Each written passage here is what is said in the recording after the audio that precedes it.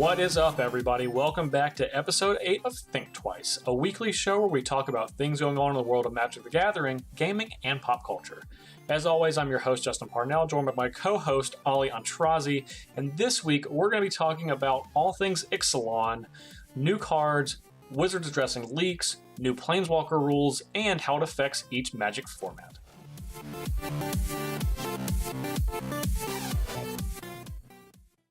So before we get into our Ixalan conversation, we do a little catch up from last week, right? Ketchup. Yeah. Like the tomato stuff. Yeah, like tomatoes. Like tomato paste, essentially. We rub it all over ourselves before we do the show. It's a ritual. Yeah, but do you do it? I gotta know. Do you do it in the buff or do you do it with the clothes on? No, why would you do it with the clothes on? That's like, then you got to wash your clothes. No, I definitely strip all the way down and just I lather it in my hands first. Yeah, so I can get I can get a firm coat. Yeah, of course. I thought that was common. Well, that's what I did too. I test it first between my fingers because it has to be like the right consistency. You got to get the right consistency. Yep, exactly. And then after that, I just lather on up. So while I was doing that, while I was getting the catch up on this week, I started watching the Netflix, the Marvel Netflix show, The Defenders. Mm-hmm. Have you started watching this yet? I literally just watched one episode before we did. Perfect. That. Okay, so how far are you? I watched one episode. Oh, you watched episode 1? Okay. So, and I have no idea what's going on.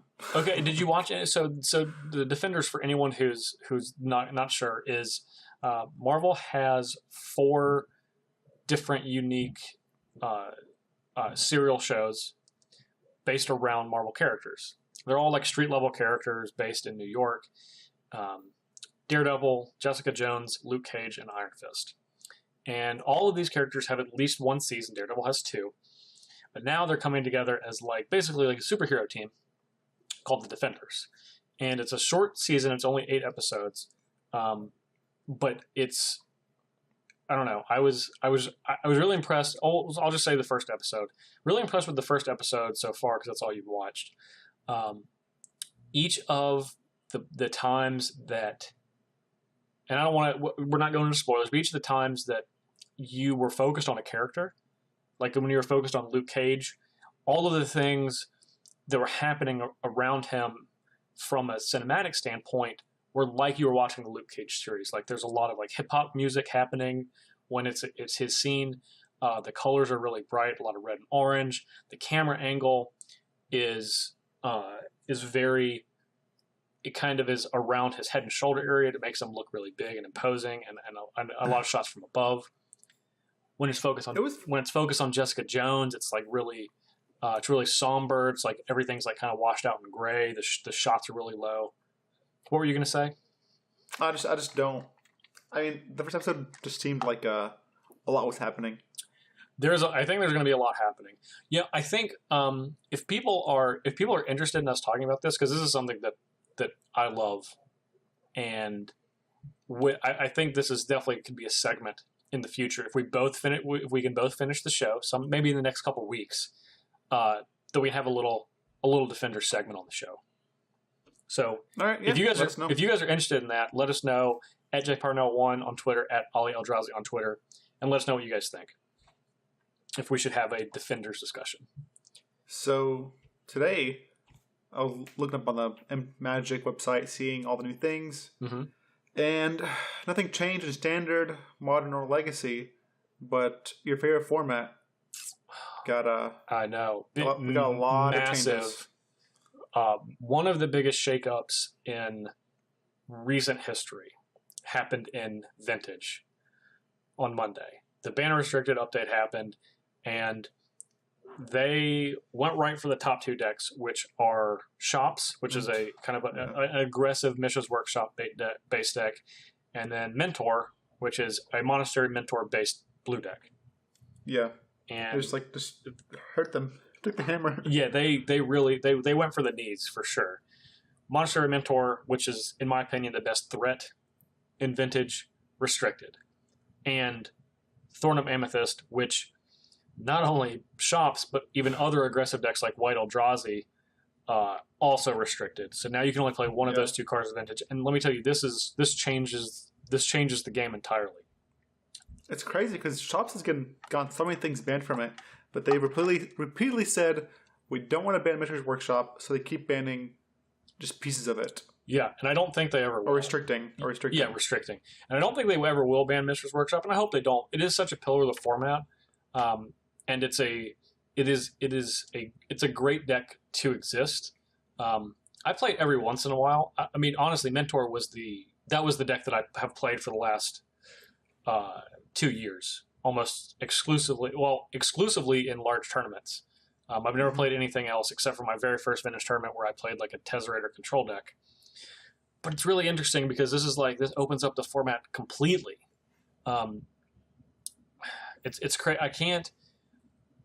Mentor was on the level of whatever the most dominant deck or card in any format has essentially ever been, which is kind of crazy to say.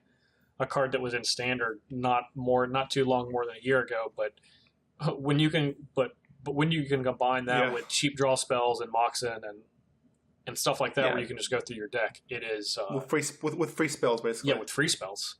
It's an insane, completely insane card.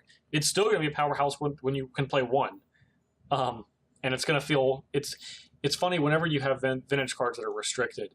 Whenever you play against them after they've been restricted, they seem even that much more powerful, and you realize their power level more when you only have one. Because when you have that one shot, like when Mishra's Workshop opens up on like you play like a Mishra's Workshop, and then you play a Mox, and you play a Chalice the Void on 0, and then you play Lodestone Golem, and you just played a bunch of restricted cards. You're like, geez, how can I possibly win?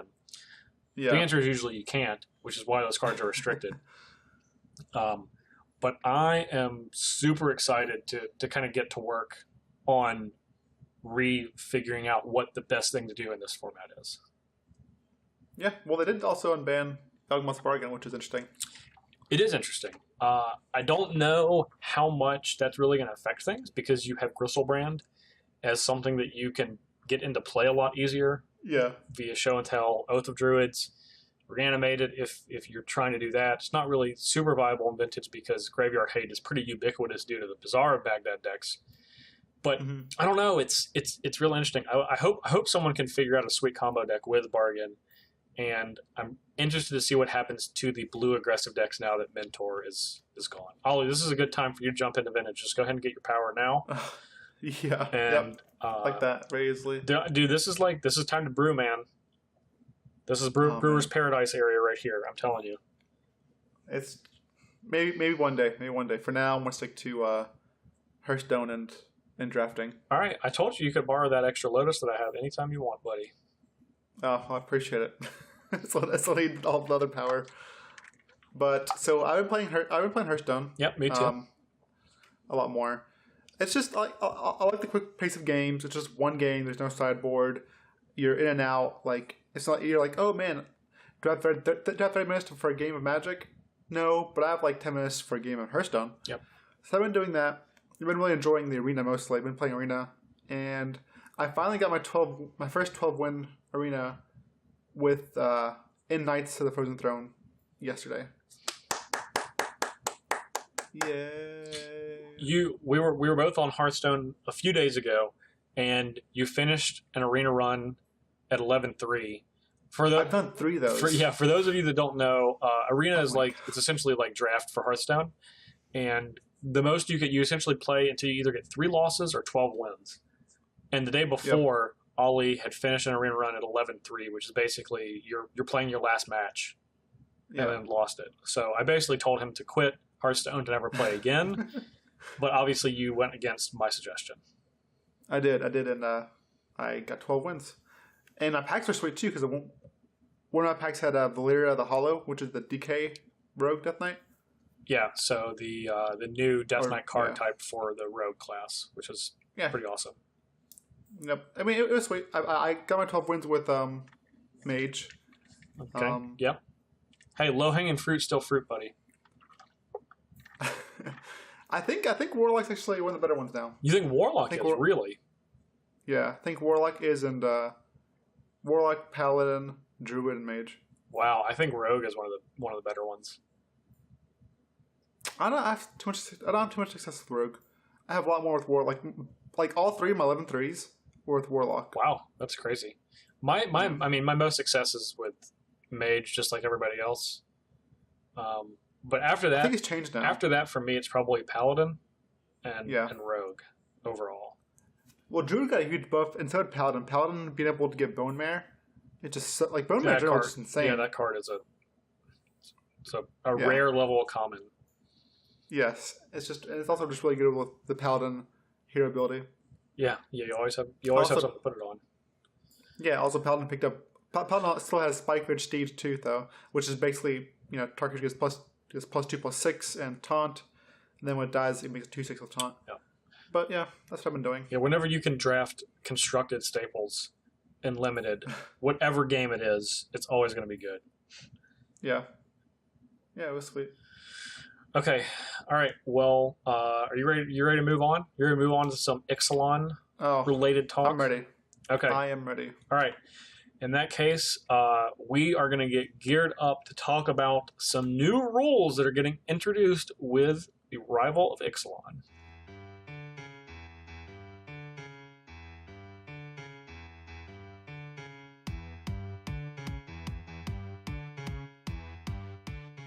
Okay, so not only did Wizards drop a lot of information Ixalan related, which we will get to in a second, they changed something that ultimately is going to have massive reverberations through Magic as a game. Through time and space. All of it. Yes, this new Planeswalker rule is huge. So why don't you give us the rundown on the rule? All right. The new Planeswalker rule basically is writing all past Planeswalkers to legendary. So now you can have multiple dishes out on the battlefield as long as they have different names. So you can have like a Jace the Mind Sculptor out and Jace Blairn out at the same time. Because now the legendary permanents with the subtype Jace, and as long as their names are different, then you're good to go. So it essentially just makes it like the legendary creature rule. Yes. Yep. Exactly that.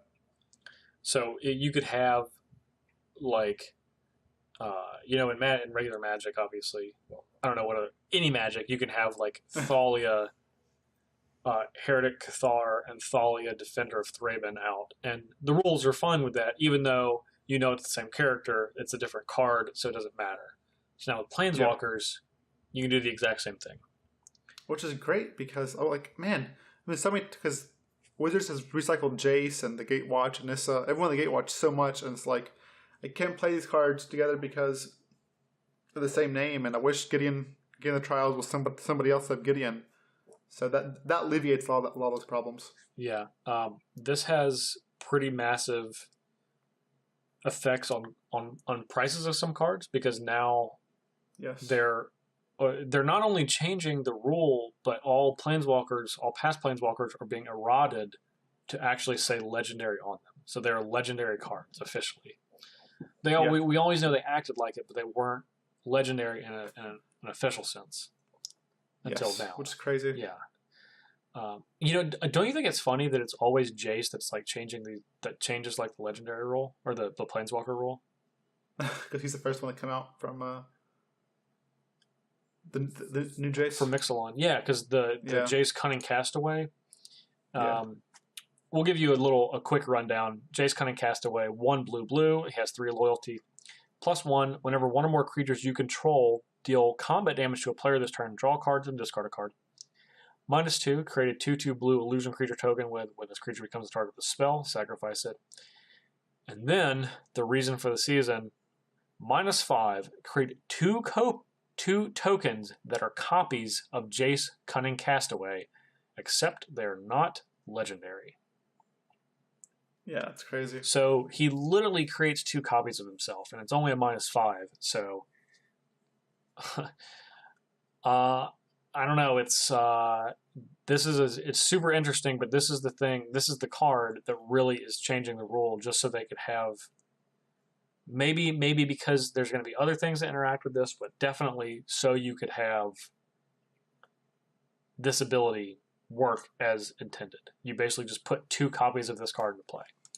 Yeah, it's crazy. You can just play them turn 3, plus, duplicate, make 2 bears, or just plus again. Like, yeah, it's ultimate. Like, I think the card itself, people think it's underwhelming, but it only costs 3, and it also protects itself with the 2/2 illusion. Yeah, and historically people are just like almost always wrong on planeswalkers that cost 3. Like they always think they're just like, oh, this card isn't that good, and they're pretty much always good. Yeah. But even before... Especially monocolored ones. Go ahead. Oh, especially monocolored planeswalkers that are 3 costs. Definitely. Well, I mean, even multicolored planeswalkers. There's only been... Oh, I know. Like, Dak Faden is... Right. You know, a staple in the only format you can play it in. Yeah, I mean, like, Saheeli Ray's one. Saheeli Rai, I guess. Darmirad Raid was one. Yeah, that was a staple, too. Yeah, they're both multicolored. But they're hard to play, so monocolored should be easier. Like, the newest one, I guess, has been Nissa Steward of Elements, because she technically costs 3. But she's been competing with Nissa Voice of Zendikar, which is the biggest problem. And not anymore. Yeah, so we'll get to how this affects each format. But even before this rule, the last Planeswalker rule was also changed by a Jace, essentially. Where you could only have...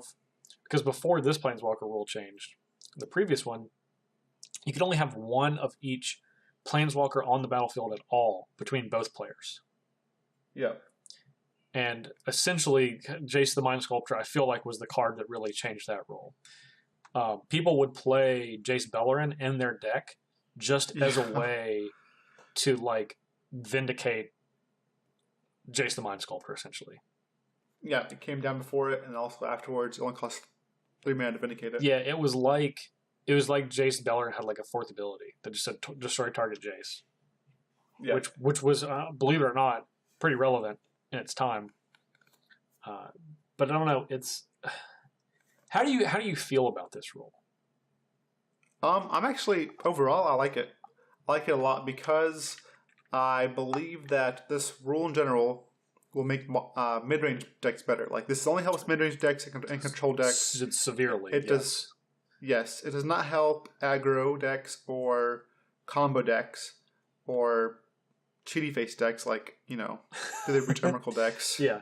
So, I love this rule because I like playing Magic. I dislike losing by on turns 2 through 4. So, I think this alleviates some of those problems, especially if those decks get good. I don't know. And also, it's very rare that mid-range decks are oppressive. Yeah, it's very rare. It has happened. Usually, when it has happened, it's Jund. I mean, I'm not even saying that because I'm a Jund guy, but historically, it has been a Jund deck. Yeah. And now, I do think it helps those other decks that you're talking about. Like, it helps mid-range and control decks, but it doesn't hurt aggro decks. Like, aggro decks, if they're going to beat you, the fact that you can have 2 Gideons in play at the same time isn't going to make you not lose, probably. Well, exactly. Well, maybe not Gideon specifically. Gideon's the exception. Yeah, maybe that was a bad example. So, okay, well, 2 Jaces. Yeah. So, all right, why don't we jump to that? Let's just go straight down the line. Sure. Standard. Obviously, this is the format where it's going to get standards about to get shaken up really significantly. Tremendously. Yeah. For the biggest shakeup that it's had in years. Yep. So how do you think this is going to affect Standard? This new rule? Mm-hmm. I mean, think about it now. If we had it now, it'd be so great. You could play Nissa Steward of Elements, you could play Nissa Voice of Zendikar, and Nissa Vital Force. Like, so many times, like, you play this. It was hard to play Nissa Voice or Vital Force because Nissa Voice of Zendikar was legal and it was 3 mana. But like now you can just the idea of playing Nissa Voice of Zendikar, make a bunch of tokens to protect Nissa Vital Force and the rest of your planeswalkers is awesome. Yeah, and I'm glad you brought that up because Nissa Vital Force is a card that you and I are actually really high on, just as a Magic card in general. Like, it's really, really powerful, but it's expensive, and it hurts because the othernesses, like you said, will kind of help do what that Nissa can't do, and that's like really create a ton of value and protect itself at the same time. And it come down early, Yeah.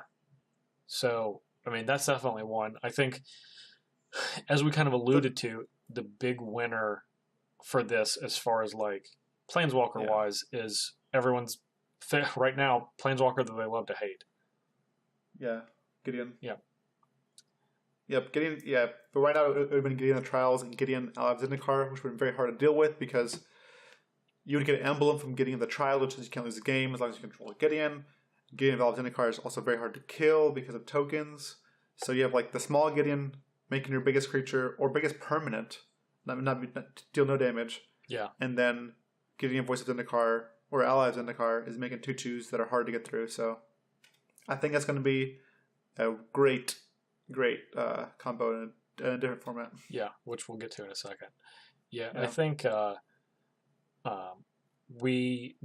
if you had this rule right now, it would be pretty impactful because you'd have the combination of all of the Nissas, you'd have the combination of the Gideons, and you'd have the combination of both of the Lilianas, which are both really powerful, but Liliana's Death Majesty is hard to play sometimes because in decks that you want to play that, you generally...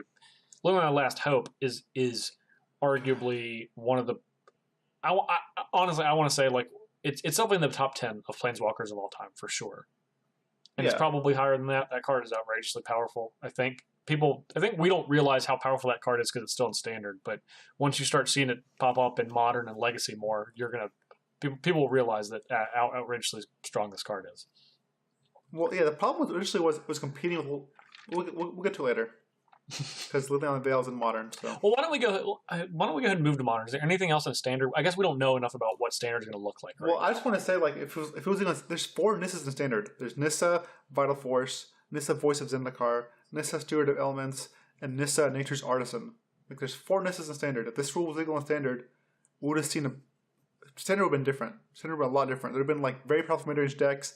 The Reanimator deck would have played Liliana Last Hope, 4 of those. And it would have played like probably two or three, The Death Majesty, yeah. And it'd be very good against the burn deck because you just shoot things off to Liliana Last Hope.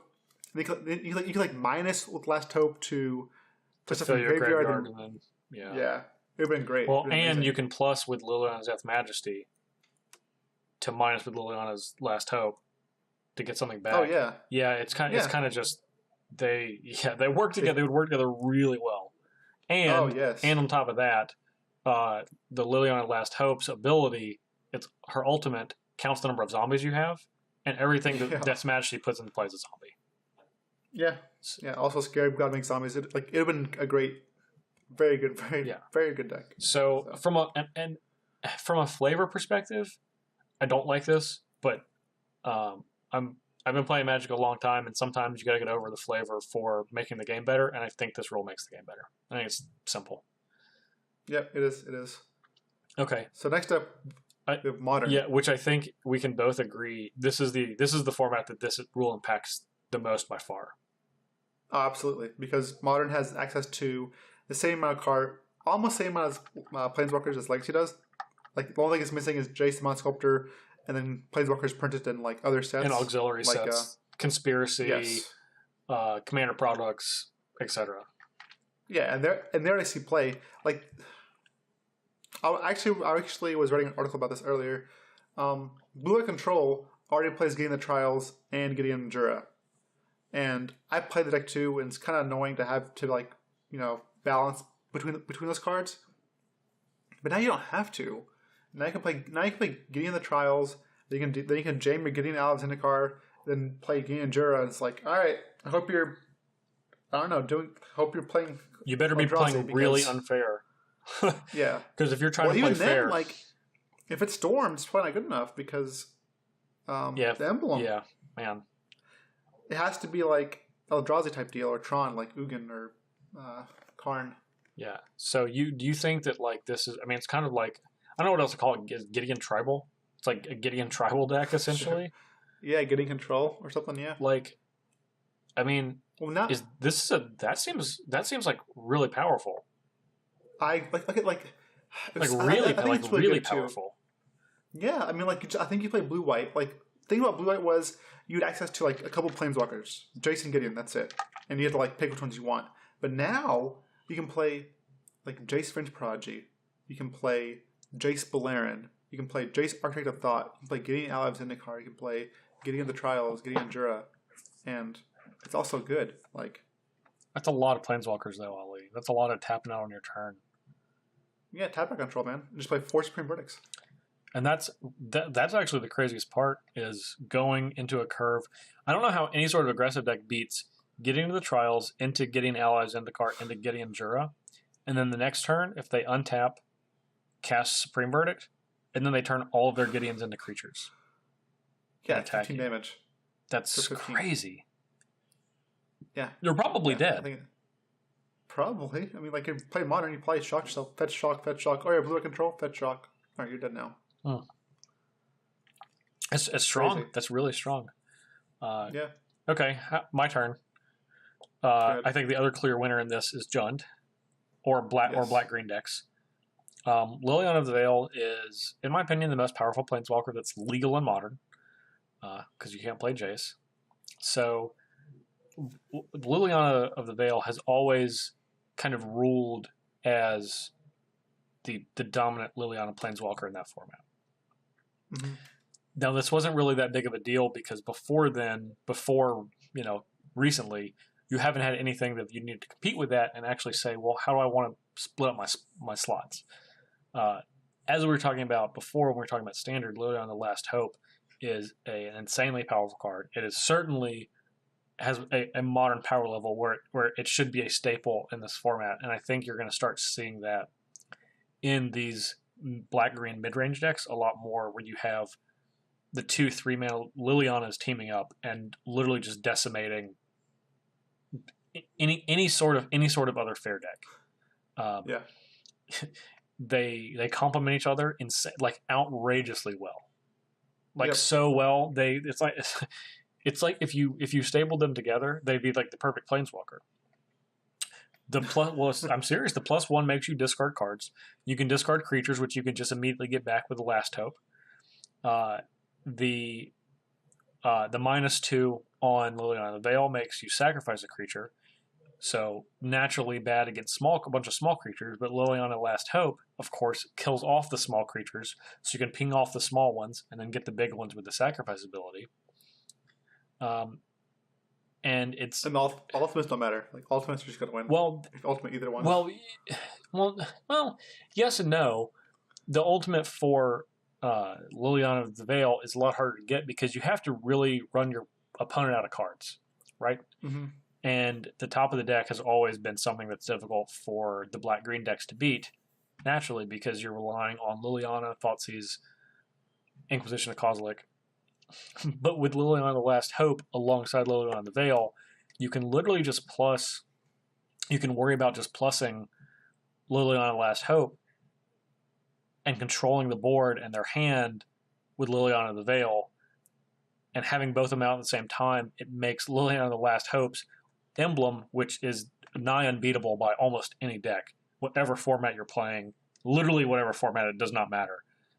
It's almost impossible to beat. I've actually only seen one person beat it, and I've never personally beat it when I've played against it. I've never lost when I've had it. Who did you beat it? I saw a Burn player beat it, so I don't know if that counts. And I still almost lost. They actually had to beat it. They actually had to draw Searing Blaze, which they drew, followed up by a 4-mana burn spell, or else they were still going to die to it. I actually beat it at the team event with 10 in Standard. Did you? Yep. Yeah, because I was playing the blue-green crush deck, so I was able to. They never were able to keep a lot of zombies in play. Oh man, because of crush and looping. Yeah, but it was sweet. Very very powerful effect. Yeah, it is super powerful. I do think the sleeper one that no one like. It's obviously pretty easy to see Liliana's gonna be good, Jason's gonna be good, and Gideon's gonna be good. Yeah. I think the sleeper of the format. I hope this is true. Is going to be Tezzeret, because so many times I want to play Tezzerator in Modern. Yeah, the 2 Tezzerets.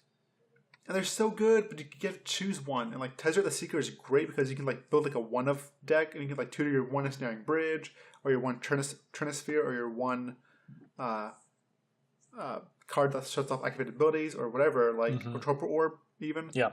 And Tezzeret Agent Bowl is just a huge sweet finisher because like it's like a decent tutor because you plus and you find an artifact, or you can minus and drain your opponent. Yeah.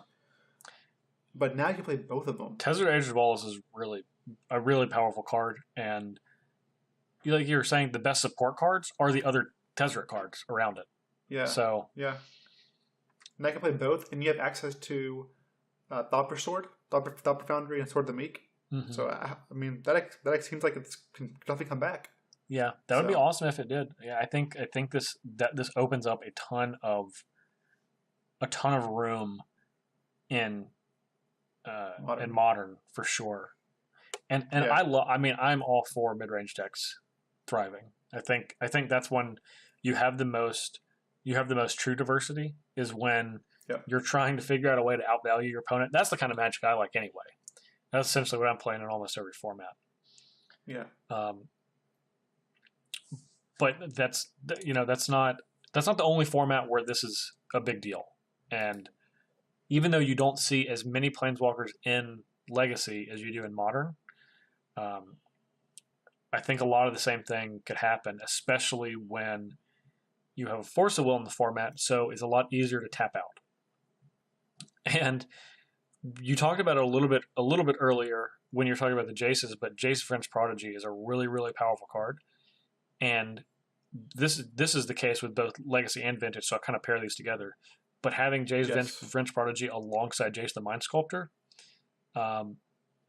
it's almost too much value for any deck to compete with. It's gonna be sweet. Yeah, but I agree. I would lump a Legacy Vintage together because the cards you're gonna see together are just Jaces usually. Jace French Prodigy, Jace the Mind Sculptor. Yeah, essentially. You see the Lilianas occasionally, not really not in Vintage, but in Legacy, I do think Liliana the Veil and Liliana the Last Hope are playable. And in the last two Legacy decks I played, I had Liliana the Last Hope in my sideboard. It was one of the best cards, and I think you're going to start to see more of those decks, but not on the level of Modern. I think Modern is going to. I think this is a landscape changing thing for Modern, and it's going to get slightly more popular in Vintage and Legacy, especially with Jace, because you have two staples of the format, Jace French Prodigy and Jace the Mind Sculptor, where you can legitimately play more copies of them in the same deck, which is going to be totally awesome. Yeah. Do you know who should, before we move on, who should close their eyes? No. Giroux with eyes open, because now Thali's Lancers does what he does too. Oh, that's true. So Giroux with eyes open comes in play and tutors up Planeswalker, puts it in your hand. Well, now Thali's Lancers tutors up a legendary card, puts it in your hand. Well, now Thali's Lancers just gets a Planeswalker too, so it's man, it's kind of funny. There's so many cards. There's so many cards that just get better with this rule change. Yeah, I'm gonna name just a few off really fast, okay? Because I have them listed already. Captain Sisse, obviously it's a good one. Yeah, that if you have not got your foils already, it's too late. Yeah, Empress Galena. Yep, same with that one. Sakashima with Imposter. Mm-hmm. He can copy Gideon's and be Gideon, and so you can literally have two Gideon Alexander cards in play with Sakashima with Imposter, because you can copy Planeswalkers if you animate them first. This is a hard one. It's very for me to say. Untadeki, the Cloud Keeper. Well, that's like the Ancient Tomb land for legendary cards, right? Yes, basically Ancient Tomb land for legendary cards. Yeah, so everybody knows how much I like Kamigawa, so. Yes, you can use them for your Planeswalkers. And also Honor Worn Shoku. That one lets you tap and untap a legendary permanent to untap it, and all it does is tap for mana. So you can just tap your Planeswalkers to add mana, which is pretty ridiculous. And for standard, Lay Bare the Heart gets worse, actually. Like, a lot of cards get better, but Lay Bare the Heart gets worse. Lay Bare the Heart says you can get... it's the card that says, look up target opponent's hand, take a non-legendary permanent from it. And you can't take a Planeswalker anymore. Planeswalker anymore, yeah. Mirror Gallery, which is a pretty easy one, gets better too. Yeah. Obviously, the card that sees the format that sees play in primarily is Commander, so it doesn't really matter because you're not really having two of the same ones. But if you're playing some sort of cool casual deck, that's definitely something you can do. So speaking of Commander, that's the next little topic I wanted to cover, of course, is how this affects Commander. And a lot of the cards that Ali named are really great for that format interacting with Planeswalkers. And now you can have you could have like a Gideon tribal deck. You could have Kithion as your commander, and then you could literally have every Gideon in existence in the deck, and they can all be in the same time, which is pretty cool. Planeswalkers are interesting because they're not bad in Commander, but they're easy to deal with because creatures are obviously all over the place, and it's a multiplayer format, so it's more difficult for them to stay alive unless they're not doing anything threatening. But if they're not doing anything threatening, then they're probably not doing much of anything.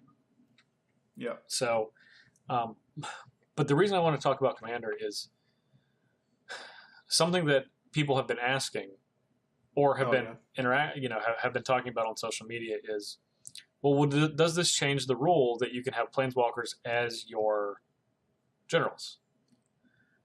And the answer is no.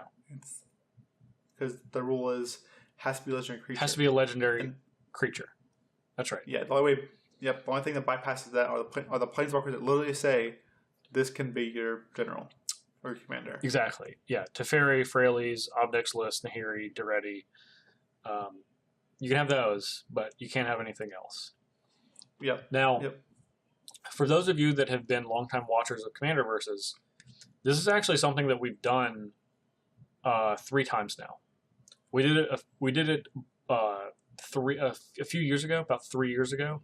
We actually did it before Wizards came out with their Planeswalkers that could be Generals cards. But we always do stuff. They usually copy us. I feel like they just watch the show, and then whatever we do, they just want to do. We did the same thing with Partners. We had the Partners format, and then they had Partners the next year. So, but we had Commanders as Generals, and then we kind of went back earlier this calendar year, and we did it again. And this is actually something I feel pretty strongly about, and I hope that maybe if I'm not the one to lead the charge, I can at least get the conversation started. But I actually think that rule should be changed. I think that you should be able to have some Planeswalkers as your commanders. Sure. You don't sound excited. You're just like, whatever. No, I'll speak mine. I don't believe that. I think just leave it alone. Okay. I like the way it's at. I like them making some Planeswalkers. They're doing that already. Some Planeswalkers can be generals with the new text, but I don't think they should let any Planeswalker be a general. Because then I think you just see too many Planeswalker generals or commanders, and it's just... But why is that a bad thing? I just don't like it. Just because you don't think it feels right? Yeah, it doesn't feel right. Like, I want to see, like, it's much cooler to see a creature, like, because you see there's so many legendary creatures, you have so many to choose from, so many colors, and when you see, like, Jason Mind Sculptor, you're like, alright, whatever. You see, like, Gideon, you're like, okay, yeah, I saw that in Standard. But when you see something like, something crazy like Atraxa, or freaking Maelstrom Wanderer, or Rafika the Many, or whatever, like, all these cards do, like, so much for creatures, and they, like, and your deck's based around them. It's very hard to base around your deck around, like, Jason Mind Sculptor. Like, you're just playing a good card. You're right. And that's exactly why I think that this should be a rule that exists, because as someone who has played this fake format where you can have Planeswalkers as legendary creatures, there's not as many that are good that you might think that there are, because the cards like Jace the Mind Sculptor and like any Gideon or like Elspeth Knight Errant that are considered good Planeswalkers, those aren't really that good in Commander. They don't, they're kind of like little value machines, but when you're playing against 3 other players, they pretty much die immediately. Planeswalkers are even easier to kill in Commander than creatures ultimately. I'm just like, well, would you rather have Jason Mind Sculptor or Captain Sisse? Well, I'd rather have Captain Sisse, but would I rather have Jace the Mind Sculptor or like Vinzer the Sojourner? I'd rather have Vinzer the Sojourner because that's an awesome card to build a deck around. And there's a lot like Vinzer the Sojourner is an awesome one to build a deck around. Nahiri the Harbinger is an awesome one to build a deck around. Ral Zarek, even like Arlen Cord. Imagine if you could have Arlen Cords, you could have your true like werewolf planeswalker general instead of having to use Ulrich, who's a terrible card. I think there's a lot that are not fun. Like Soren Markov is not one that would be fun, and that one you shouldn't be able to do. But it would have to be something that I think would have to be that you would need to manage, just like you would manage everything else.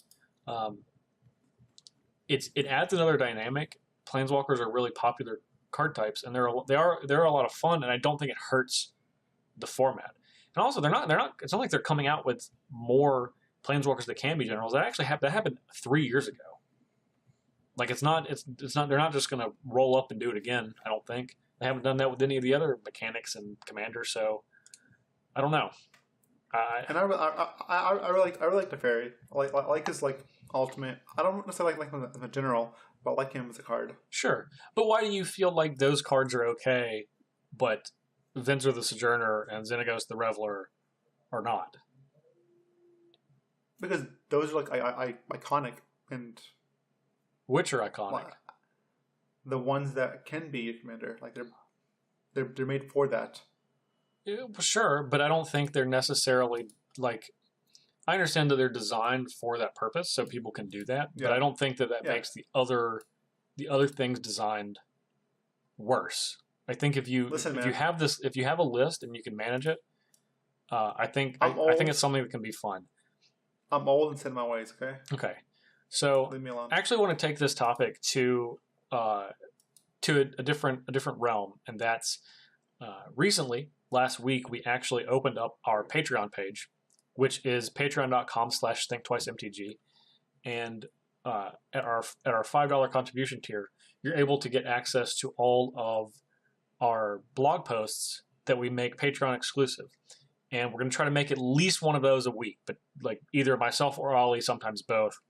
But the one this week is actually going to be me talking about Planeswalkers as generals and Commander, and a list that we used for ones that we felt like would be good in the format for Commander versus. And I'm going to talk about that a little bit because this is something, like I said, I feel pretty strongly about that I think would be a really cool thing that you could do, and it doesn't hurt the format. It actually kind of helps it. And I think this is a great time to do it now that we're changing the Planeswalker rules. I think this is something that if we managed it appropriately and made sure that the right ones were there, this could be something that adds to the format rather than subtracts it. Sweet. Okay.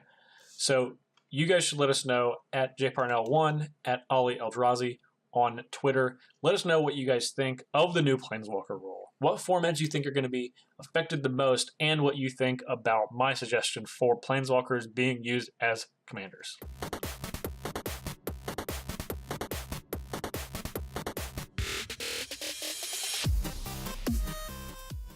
Okay, so Ixalan.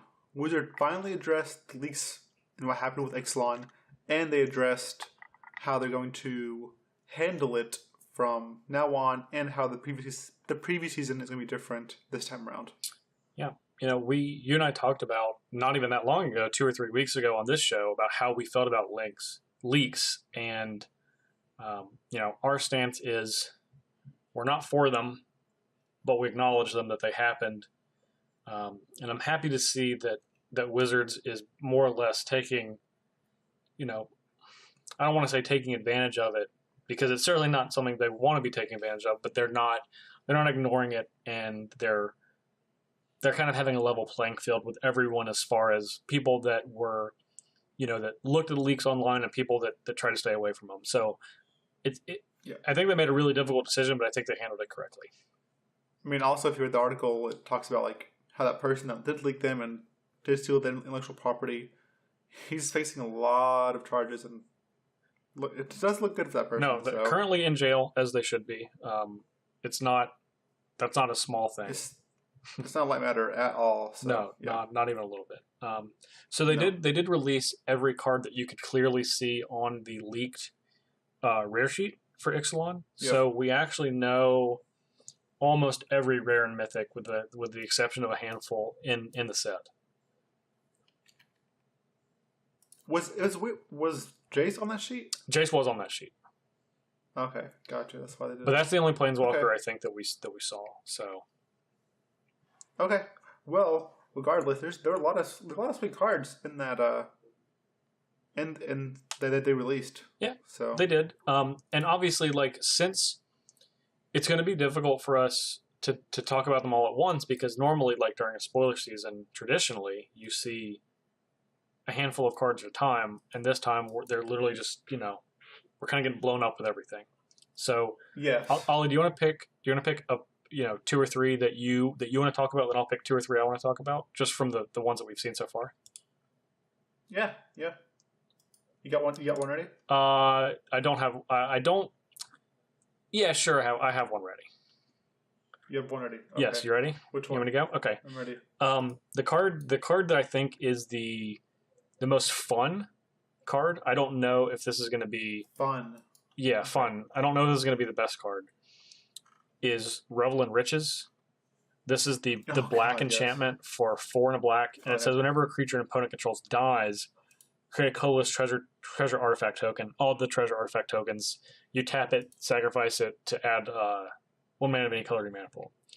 And it says at the beginning of your upkeep, if you control 10 or more treasures, you win the game. Yeah, that one's sweet. I don't obviously we need to see more treasure making decks, but it's a really that card looks like it'd be a blast to try to activate and win the game off of that. Oh yeah, and if you have multiples out, you can they stack up pretty nicely. They make 2. Yeah, it's not like you only have 1 and then the rest don't do anything.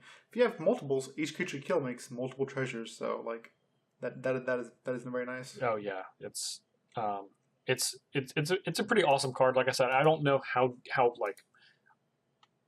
good it is, but it's definitely a lot of. It's going to be a lot of fun to try to make work. Yeah. Okay. What you got? This one's kind of cheesy, I guess, but I'll go with Treasure Map. Okay. No, that's sure, because this is something we did not know before Monday. And that, that's their double face cards in the set. Yes, so Treasure Map is a 2-cost artifact. You can pay 1 and tap it to scry 1, and then you put a counter on it. And when it has 3 counters on it, you flip it, and you make 3 treasures, which are basically lotus petals. Treasures are you tap them, sacrifice them, make a mana of any color. So after it flips, it becomes a land. It becomes a land called Treasure Cove, which taps for colorless mana, generic mana, or you can tap and sacrifice a treasure to draw a card. And yeah, you get 3 treasures with it, so right off the bat. Yes. Yeah, which is great. It's basically a Black Lotus. Basically Black Lotus. And when it flips, the art on Treasure Cove, do you know why it's like that? Yeah, these were the masterpieces for Ixalan before they decided to get rid of them from the set. Yeah, it's crazy because these look gorgeous. I wish it's too late now, but I wish they would have kept them with as the masterpieces. Yeah, because they look so much better than the invocations. To be fair, though, invocations do look a lot better in real life than on paper. I'll give yes, I actually personally, I actually really like, as someone who has seen thousands of them. I actually really like the invocations. I like the matte finish of the foiling. I think it's beautiful. Yeah, they're a lot better in person than they were on internet. Yeah, but Treasure Cove not only is it an interesting card, but it's just something that we haven't seen. Basically, something turning into a land before on a double face card. We've seen the opposite with Westvale Abbey. Westvale Abbey turned into a creature from a land, but this is the first time something turns into a land. So hopefully all of the double face cards have this sort of look to them. I think that would be pretty awesome. Yeah, I mean, this is basically like a ramp card and a draw card. Like it's sweet. It's obviously slow, but once it flips, like think about it. Horizon Canopy is you tap it and tap another mana and sacrifice it, draw a card. This you just sacrifice a treasure and draw a card. And there's a lot of ways to make treasures, I imagine, in this set. So oh yeah, I'm sure there are. I think that's a major mechanic for one of the tribes that we'll get to. Yeah. Yeah. Okay. My next card. I'm not going to do 3 black cards because I realized as I was going through, I had picked out 3 black cards, and I'm going to try not to do that, even though it's my nature just to just pick black cards all the time. My next card is Boneyard Parlay, and that is a sorcery for 5 black, and it says exile up to 5 target creature cards from graveyard. So any graveyard, any number of graveyards. An opponent separates those cards into 2 piles, put all cards in the pile of your choice onto the battlefield under your control, and the rest into their owner's graveyards. So this is literally factor fiction for creatures and graveyards. Yeah. This card, I don't know how good this card is going to be in like regular constructed, but this card is going to be awesome in Commander, and I'm so looking forward to cast it. It's going to be bad in Standard, for absolutely awful. Yeah, but when you have giant things that cost a ton of mana in Commander, and you have 4 different people to get it from, I'm sure it's man, yeah, there's Commander. they're essentially like, I can just see so many situations where I don't want to say you win the game, but you put yourself so far ahead because you literally just get the 5 best creatures, and you're not going to get all of them, but when in a factor fiction scenario, which is one of my top 5 favorite cards of all time. You give your opponent a chance to make a massive mistake, and it will happen because you're going to get insane value. Yeah, it's funny too because you pick one opponent. Hey, buddy, I pick you. Separate these piles. So, but I do think I don't think it's gonna be good in Standard because, again, you have to exile 5. Yes. If you only exile 2, it's like it's okay. But not really. At that point, not really. It's not okay, no, because then you're just playing a really bad ever after and. Really bad. Not really. Yeah. Costs more. Yeah. Really bad after. So I don't think it's going to be that much play in Standard, but it is very, very sweet in Commander. Okay. So, all right. My next one. Man. I'm torn between 3. We'll talk about this one, even though I'm a little disappointed in her. Tishana, Voice of Thunder. She's 5 and a blue-green. 7 mana total. Power toughness is star. Tishana, Voice of Thunder. Thunder's power and toughness are each equal to the number of cards in your hand. You have no maximum hand size. When Tishana enters the battlefield, draw a card for each creature you control. I think it's sweet for Commander. Like this seems. Yeah, I think this is amazing Commander. Phenomenal Commander card. Yeah, I mean, like I think there's been a lot of semi commanders that haven't appealed to me. But this is probably the best one, or one of the better ones.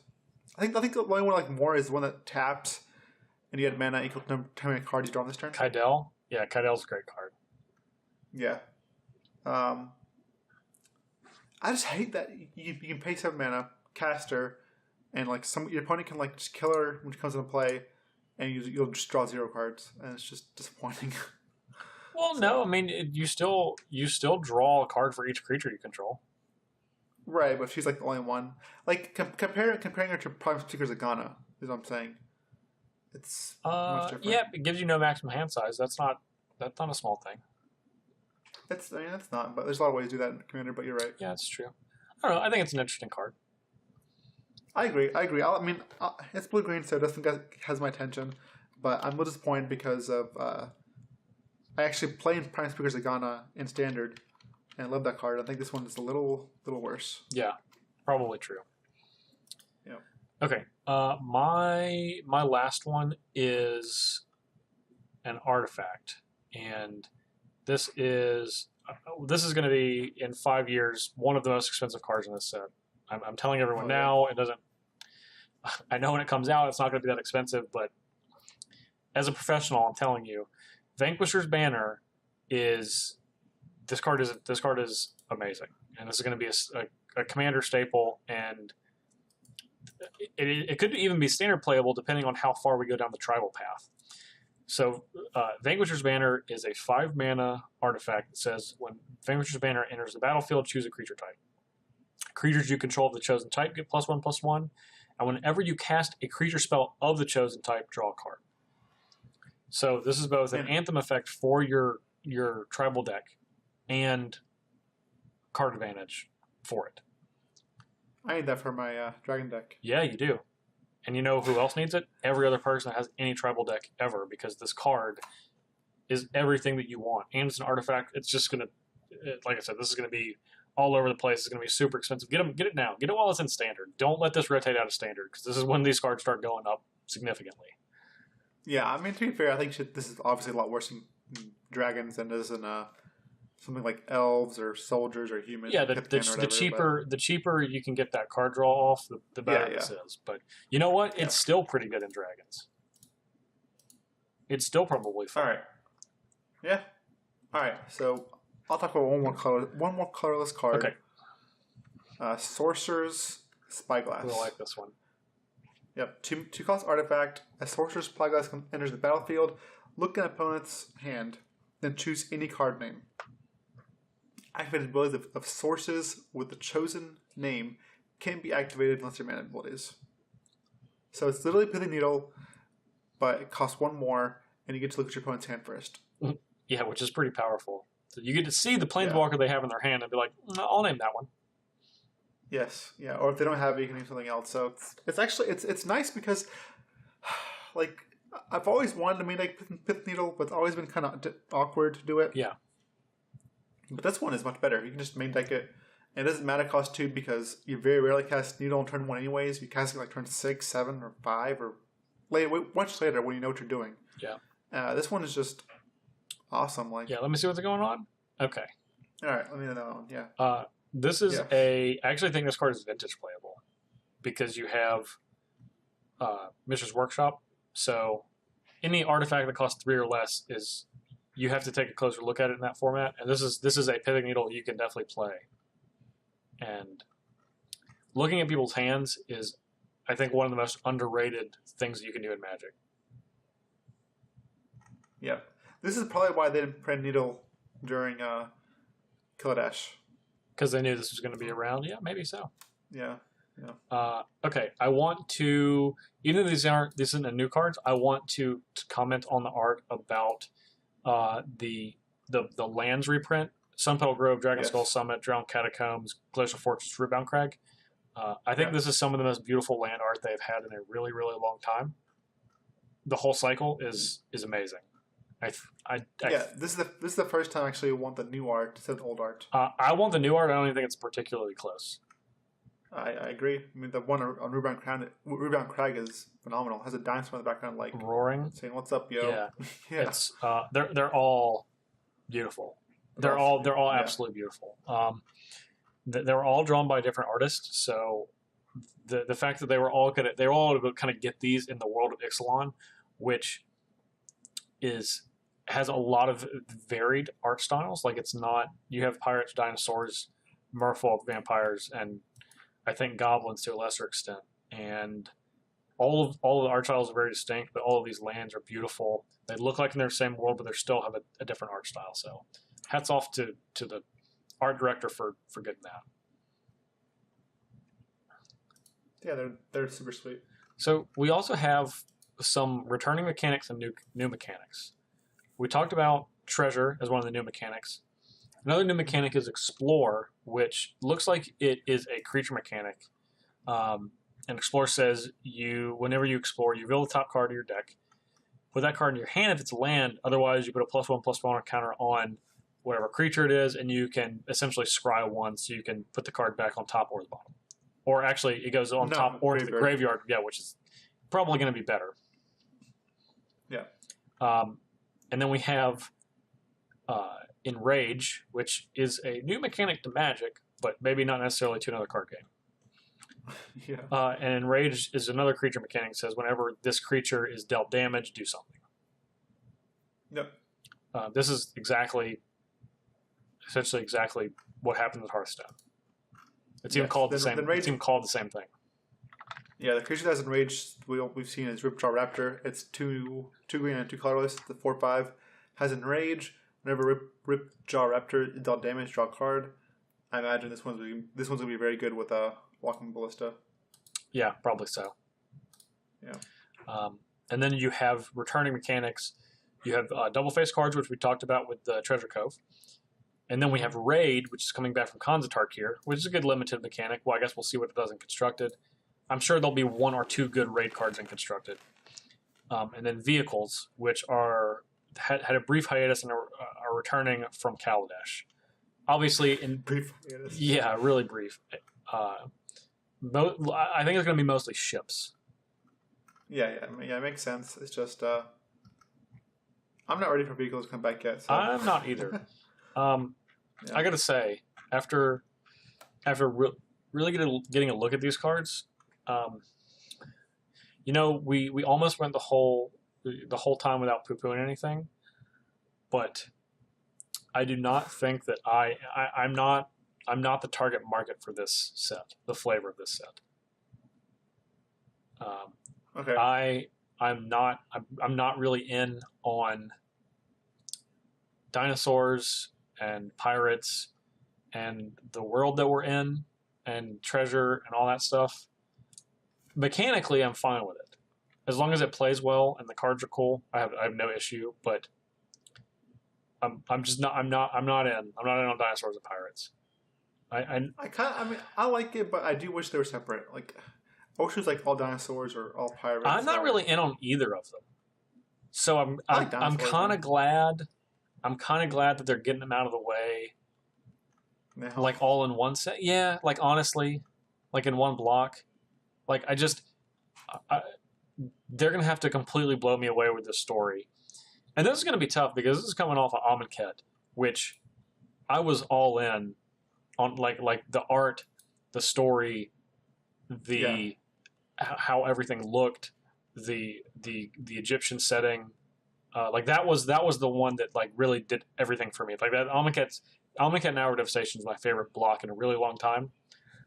So I don't want to complain too much. This one's just not for me. I'm gonna have to take a back seat and just play with this set and not like I don't love how everything like looks and feels.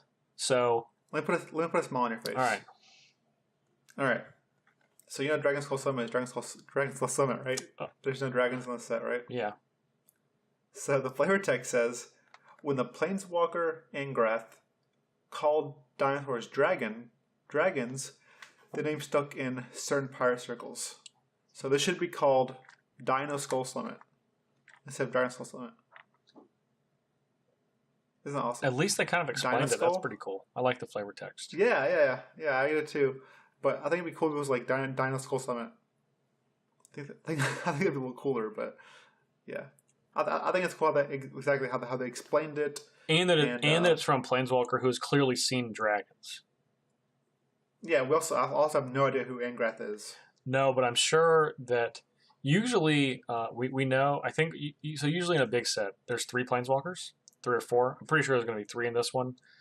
We know Jace is one. We're pretty sure it's going to be Vraska, and I guess this Angrath is going to be Planeswalker number 3. We haven't seen either of those, but I'm excited.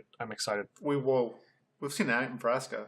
We've seen her in the card. Yeah, we've seen her in the card. We just haven't seen her Planeswalker card yet. Yeah, but she's definitely there. Oh yeah. We know that Vraska's there, and we know that Vraska is there is some connection to Bolas for a little flavor. Did you catch that on some of the flavor text? No, which one? Oh man. Let me see if I can find it. I apologize for you're gonna hear me scrolling. I just had it, and then as I was looking for, oh, here we go. It's on River's Rebuke, which is a blue card. Okay, yeah. Carefully following. Man, this text is so tiny. Carefully following the thematic compass Bolas had given her, Vraska blundered straight into the Rivered Herald's trap. Huh. So what does that mean? I have no idea. I don't know. That's weird. You know who I want. You know who I want to see. You know how. You know who I want to see in this set. Bolus? Kiora. She's definitely here. Is she? There's a card that references Kiora. Really? Flavor text. Oh twice, man, yeah. I didn't see. I was just guessing. No, you gotta search for a card. Oh man, that's I don't know. Okay, you know what? We'll circle back around to the flavor talk because, so normally on Thinktwice we love to talk about Magic story and the flavor of stuff, and going through Ixalan, like despite what I'm if I'm like in or out on the set, that's something that we're definitely going to be doing, because of what we're going to be doing this weekend, which is both Ollie and I are going to be traveling to Grand Prix DC. We're recording this podcast a little earlier than we normally do, so the Magic story for this week has not happened yet. We're recording this podcast on Tuesday. It comes up on Wednesday, so next week we will make sure that we cover everything Ixalan flavor-wise, and I'm going to make sure that Ollie finds this Kiora text. Yes, I'll definitely find it, and I'll... You can have her share it somewhere. I remember reading somewhere like she can claim AC, and she'll never run out of seas to explore. I just can't remember exactly where. That's awesome. I like Kiora. I'm not a Jace fan, and Vraska's okay, but I do like Kiora. I don't know much about Vraska, but yeah, we'll see. Yeah, so I'm in for Kiora, so that's awesome if she's here, and hopefully maybe in like Rivals of Ixalan. Okay, yeah. Ollie, do you have anything on Ixalan for this week? No. Do I have any on Ixalan? Yeah, anything else? Anything else this week? We're going to be talking about Ixalan a lot in the next few weeks, but right now. Nope, that's all I got. Okay. That's all I got. All right. As we see more Ixalan cards, more Ixalan story, we will definitely come back and talk about this. But for this week, we are going to wrap up, and we'll see you guys in just a minute.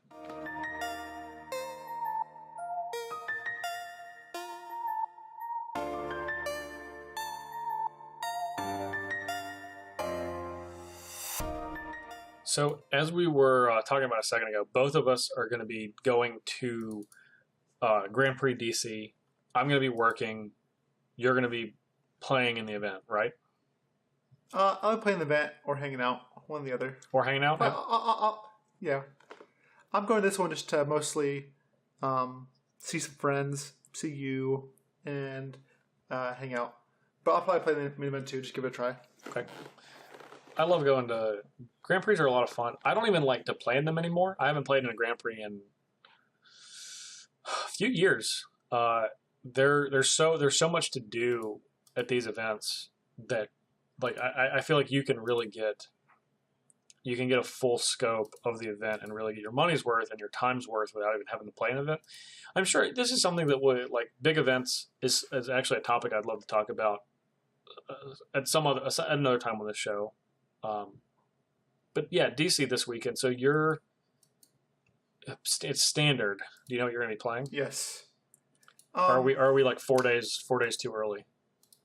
No, I think I might just pick up Joe's deck. Joe's been testing a lot with a reentry list, and I want to test Esper with Angels and Gazella and Bruna and Linvala, but he's been testing mostly just Sultai.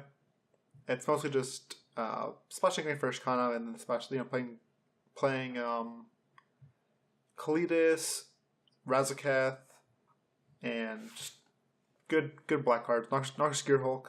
I honestly do think the Esper one has more power, because just the power of like ever aftering Bruna and Gazella's game over, or just reanimating Emiria, the I can't remember full name. Emiria Shepherd. Something.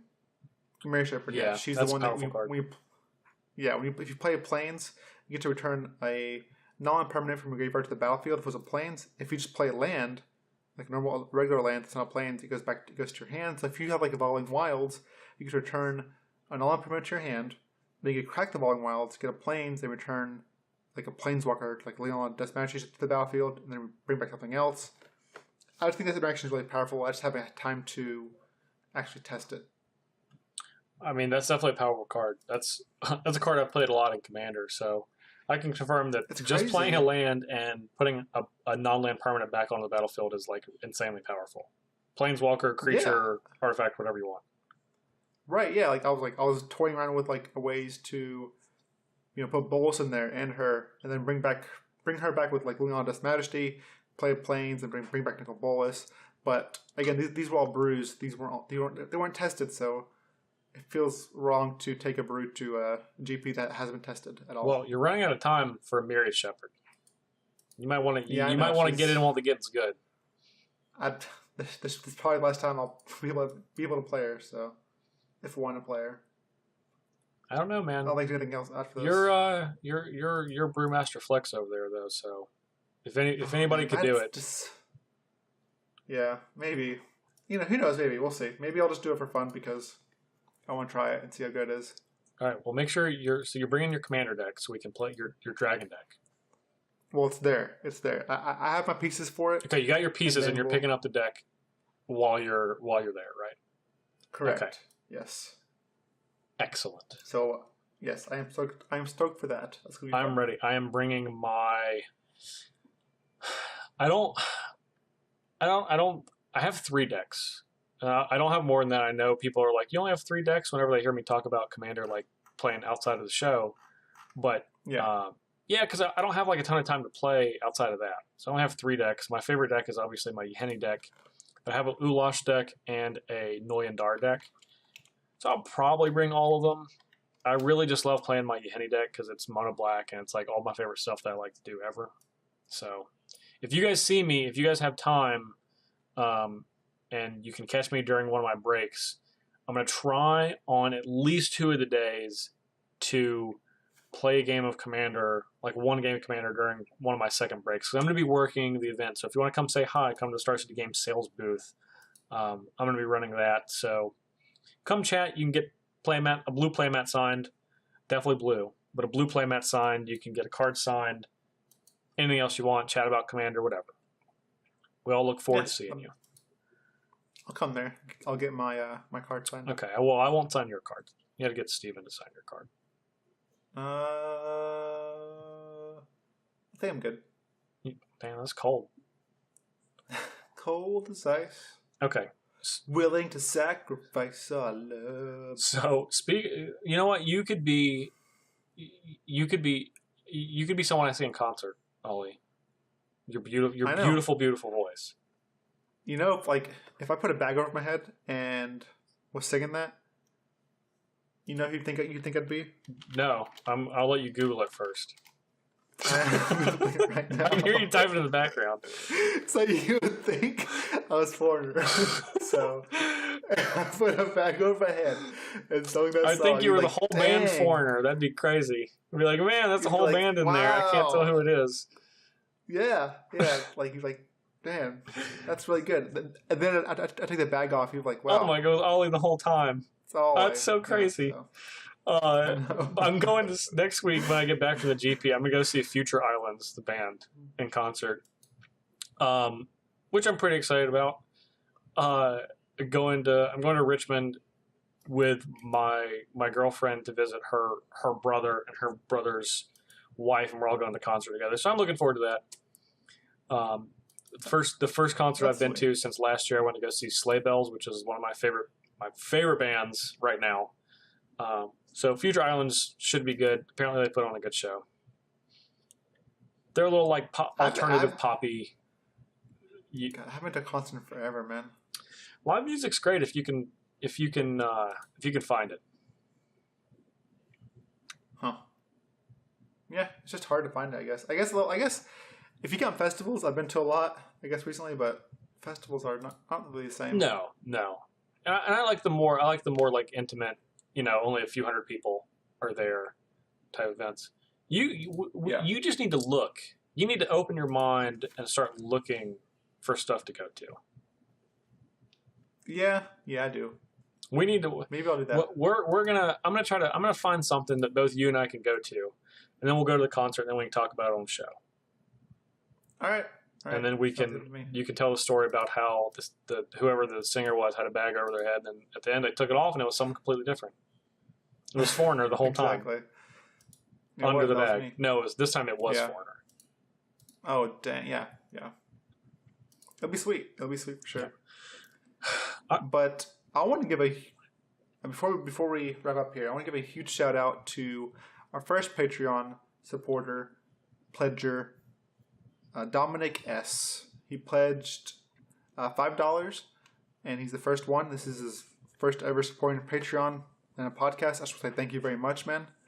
We appreciate it a lot, and thanks for being the first one to help us out. We appreciate you so much. Hopefully you're the first of several, but you will always be the first, and no one can take that away from you. You are right now one of the reasons that we are able to continue doing this show, so thank you, Dominic, very, very much for supporting us. Yeah, you've planted the flag. You planted the flag. Now we gotta raise it on up the flagpole. Yeah, we need more flags. So if you want to support us on Patreon, you can go to patreon.com/thinktwicemtg. Right now we have 2 tiers. We're going to be setting up some more soon. One of the tiers allows you to get Patreon exclusive access to our posts that we make on there. And those are usually going to be commander decks or commander related content from me. It's going to be exclusive brews from Ali. So that's definitely something you want to check out. We're going to make sure to do at least one of those a week. If you just want to chat with us, Ollie, where can we find you in the internet? You can find me on Twitter with twitter.com/Ali Aintrazi or twitch.com/Ali Aintrazi. Also, my articles come out Friday on gatheringmagic.com. If you guys want to check, if you guys were interested in the new Planeswalker rule, all the new cards that get affected, financial things, and the format, how much the formats get affected by these. I also have a brew on there, a modern deck brew with like a bunch of Gideons and Jaces. If you want to check that out, go to gatheringmagic.com.